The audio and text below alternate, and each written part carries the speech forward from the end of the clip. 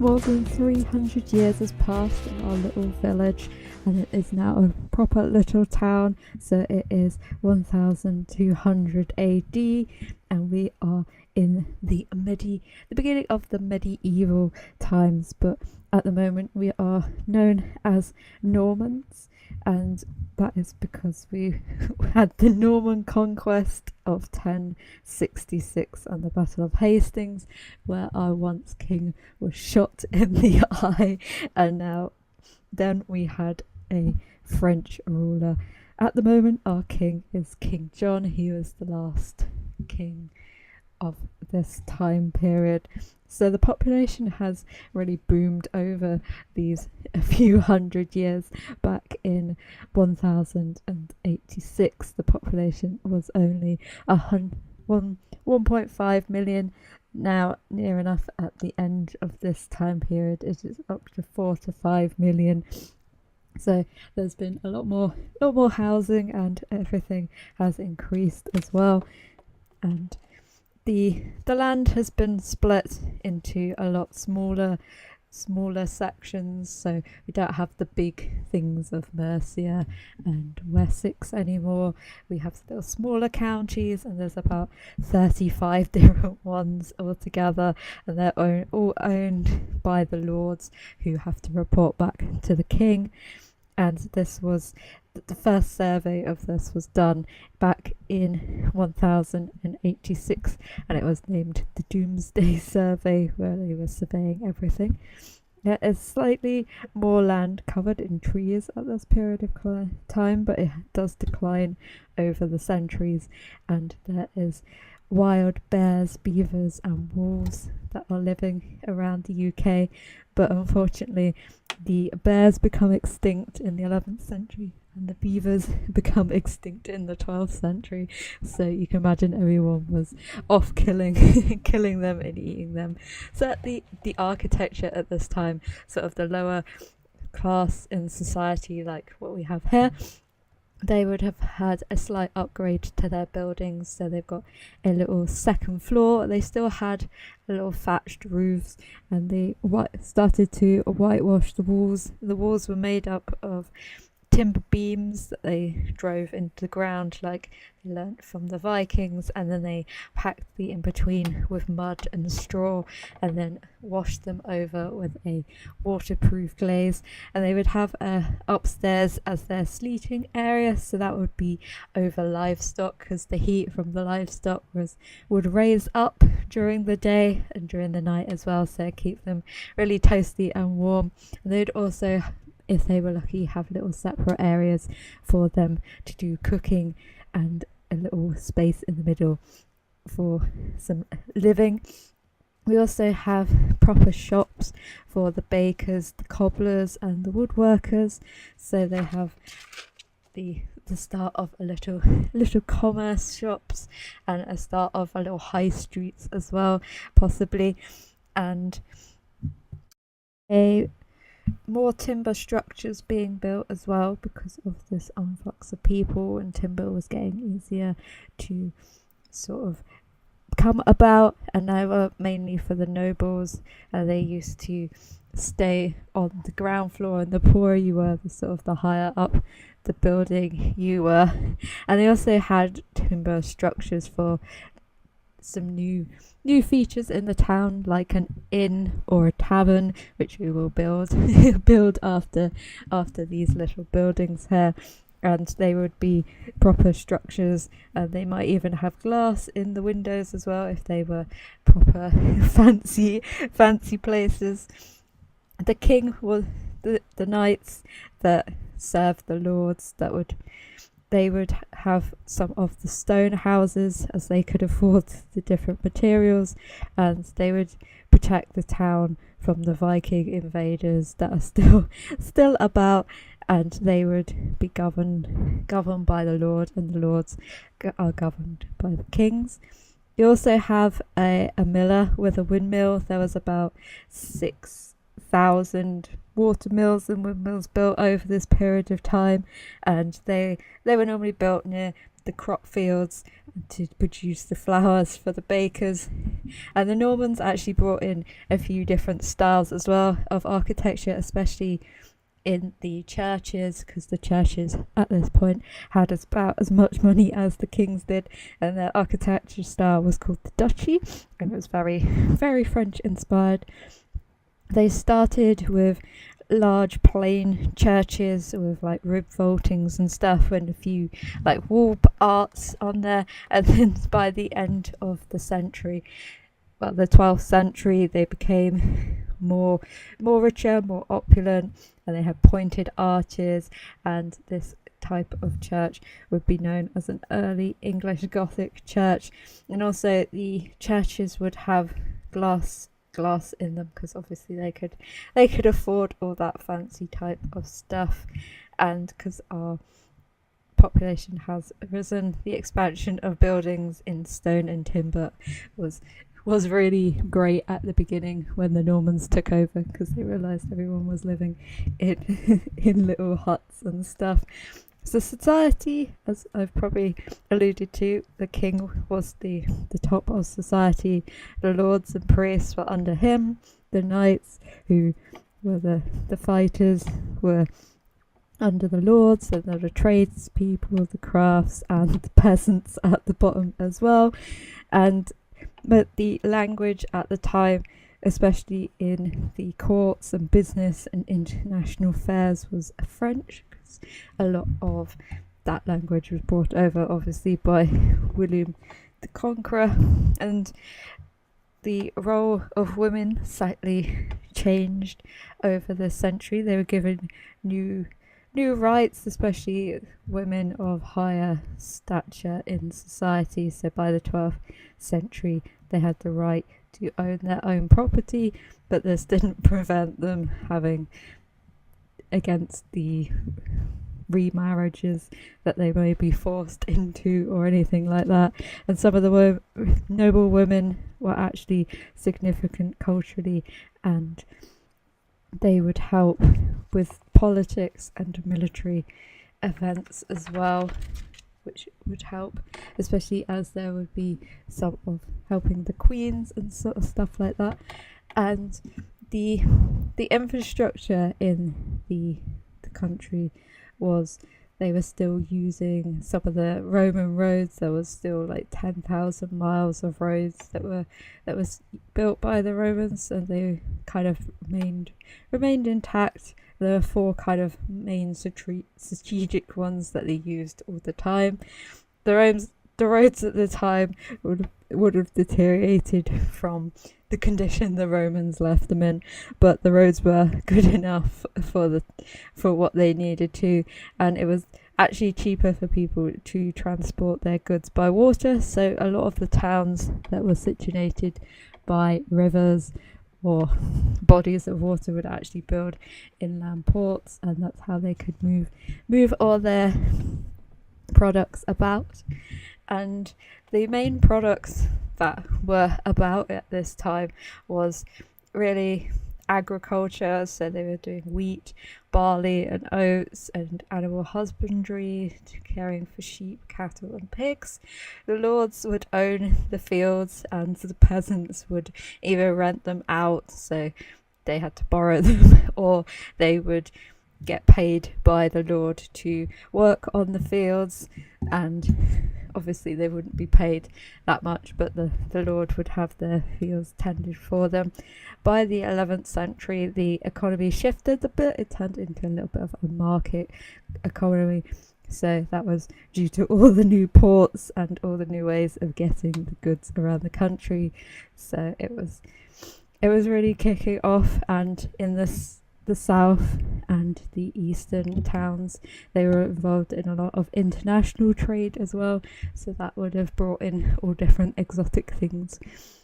And at this time, taxes really increased, as obviously there was more things that they could make, and kind of a more of a class system. So the more you taxed people, the more money the country would get. And there was a lot of Jewish financiers at the time as well, which played a significant role in growing the economy, and also 2 new religions which were Augustine and Christine. I can't pronounce that one.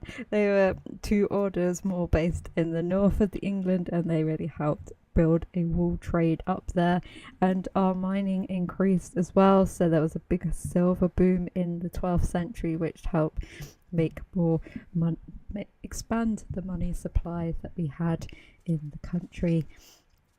And in this time, the kind of climate changed. So between the 9th and the 13th century, it was known as the medieval warm periods. The summers were around 1% warmer, and it was a lot drier as well.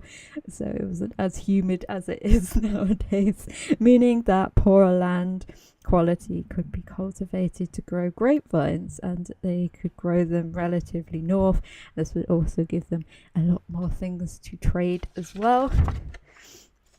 So the religion in the country was obviously growing. Christianity rose in the population, and they built loads of churches using the new styles as well. They also built a lot of cathedrals and had monasteries and monks and stuff, so it was becoming pretty big thing in the country. And the kings had archbishops, and sort of the higher up priests advised them most of the time, and sometimes they don't really see eye to eye, so there was a lot of tensions in the royal governments and courts to whether what the king wanted to do and what the church thought was best.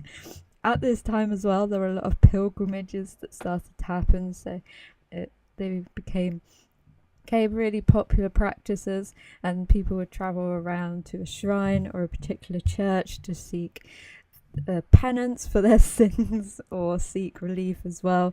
So a few of the most important ones were Glastonbury, which was an old pagan site before and is still is as well, and Canterbury and Winchester Cathedral. And sometimes they would go there to sort of just pray, or they would go and see a relic that might have been a saint that had been there, or one from the Holy Land. And these relics were really important, and people used to make fake ones so you could buy a bit of the saint or something like that for you when you were there and bring it back for you at your house. Talking of religion, we decided to go and have a crusade at this time. So we had about 5 crusades in all over this time period, and people were regularly pilgrims to Jerusalem, and they thought they would declare a religious war and try and bring back the Holy Land for the good of the king, and take it back from Salah ad-Din. And it kind of cost a lot of money, and that's why taxes and stuff increased, and it took away a lot of the knights and stuff. So the country, you could probably imagine, was a bit of a unlawful place for a while, and that was all orchestrated by King Richard. So there's a few kings at this time period. There was the first king, obviously William the Conqueror, a Norman. he came over, won the Battle of 1066, kind of combined France and England for a while. He actually built the Tower of London as well, and he made the Doomsday Book for all the landowners, conducted the survey, and also introduced taxes as well. Then his son William II, he tried to unite England and France together, but I think it was a bit successful at first, but it didn't really last for long.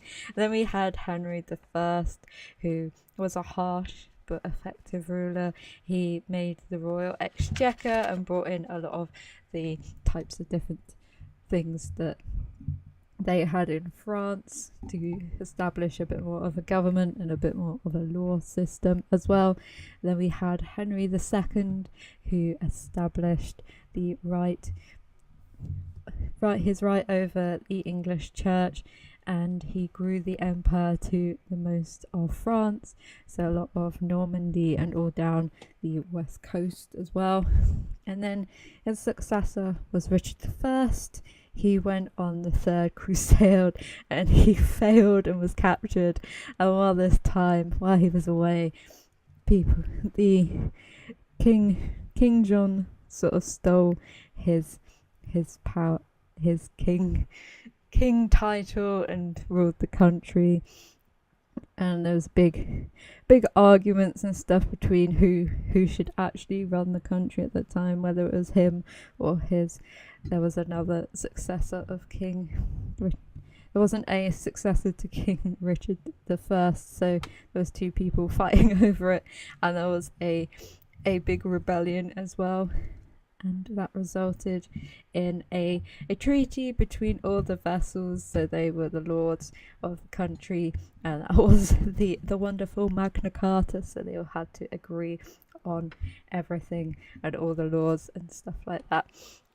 There was a lot art and culture and stuff started to become more prominent in this time, especially the relationship between England and France. So the first kind of major bit of art was the Bio Tapestry, which you can still go and see if you're ever down in the Hastings area.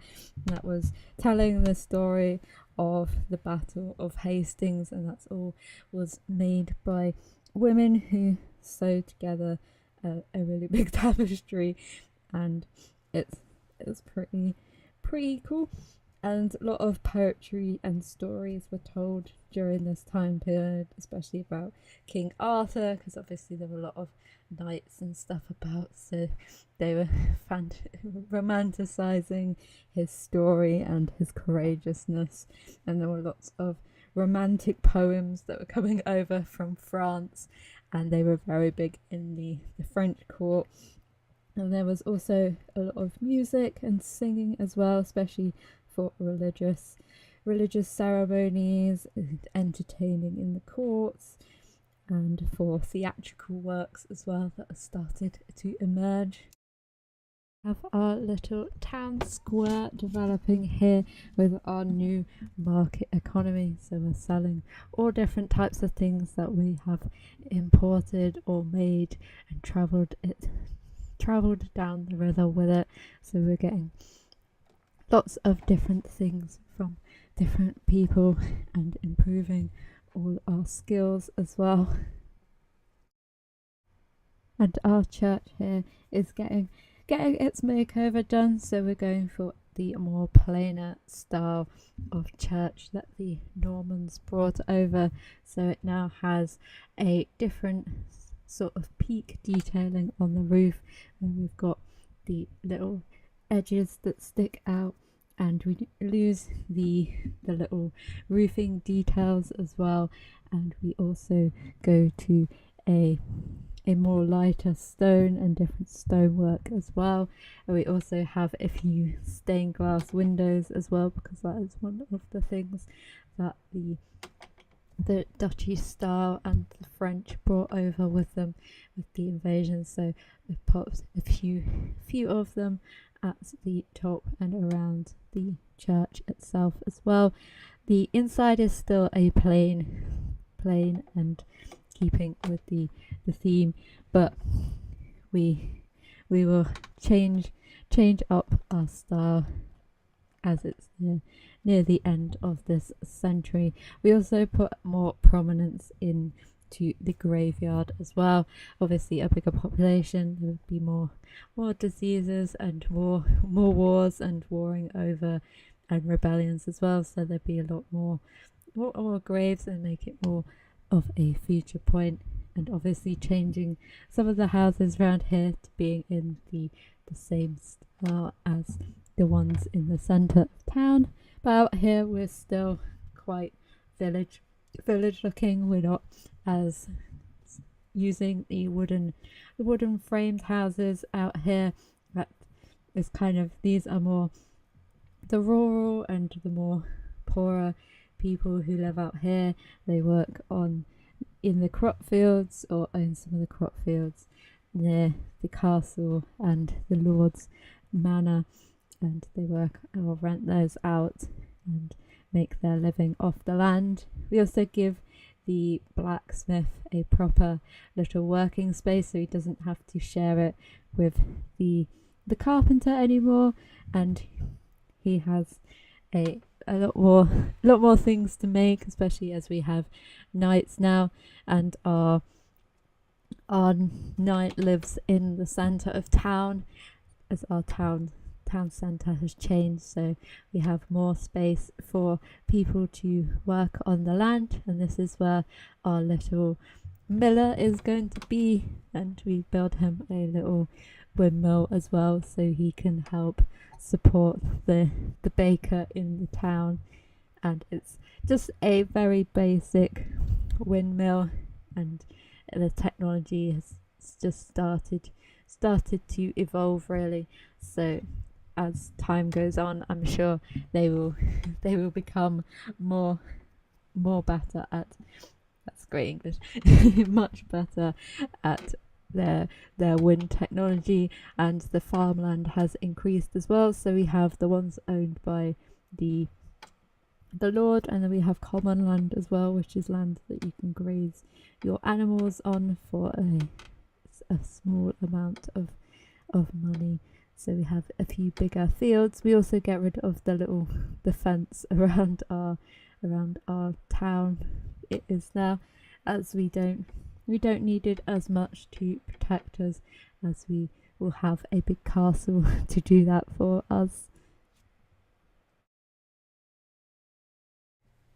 Also at this time period, the lords that looked over the land would live in castles, and these were made to protect them from the invaders of the Viking invaders that's still happening. So they were very basic sort of structures at the moment. So they had a big square tower in the middle, which would be where all the treasure and all the possessions and where they lived, and then they would have some round battlements around the circumference of the castle, and that would be where all the knights and the mercenaries would stand guard and watch over the townspeople. And they would also have, this is where they would come and do their taxes and stuff. So it was kind of a big focal point in the towns, and they would definitely change and be used for different situations over the next few centuries or so.